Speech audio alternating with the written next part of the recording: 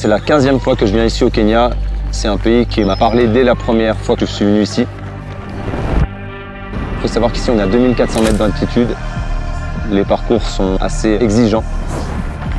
Sommeil, entraînement, alimentation, sommeil, entraînement, récupération, sommeil.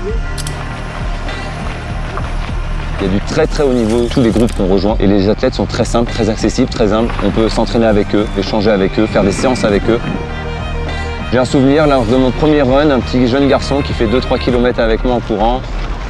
Je le recroise de temps en temps. Alors après 15 ans de piste, je passe sur route parce que déjà, premièrement, depuis toujours, on me demande quel est mon temps sur marathon lorsque j'explique aux gens que je fais de l'athlétisme. C'est la, j'ai envie de dire, c'est la distance reine de l'athlétisme et du demi-fond de manière générale. L'épreuve reine. Et c'est un challenge personnel que je tenais à faire sur ma carrière. Alors la famille a une part conséquente dans ma performance actuelle. Et pour moi, c'était important d'avoir ce soutien familial qui m'aide à être performant et à me surpasser. Ça te donne de la force aussi. C'est un sport ingrat, je dis souvent, qui est dur parce que tu souffres énormément pour atteindre l'excellence. Il y a l'aspect dépassement de soi, la recherche du chrono.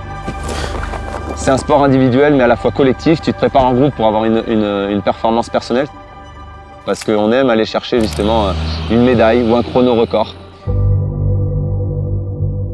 Tu prends tes baskets, tu vas faire un run et au bout de 10, 15, peut-être 20 minutes, quel que soit ton niveau, quelle que soit ton allure, tu vas débloquer de l'endorphine. C'était un antidépresseur naturel par excellence.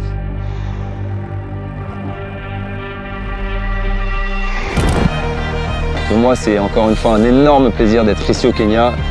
Retour aux sources. Le Kenya, c'est le berceau de l'athlétisme mondial. Enfin, c'est ici qu'on croise les meilleurs coureurs du monde et dans toute simplicité. Et ça, pour moi, c'est quelque chose qui me parle et qui me fait revenir année après année, stage après stage, sur ce site qui est vraiment atypique. C'est juste un plaisir de revenir en France avec cette terre rouge sur les baskets parce qu'elle est synonyme de travail, de sueur. Et ça, c'est quelque chose qui me plaît beaucoup.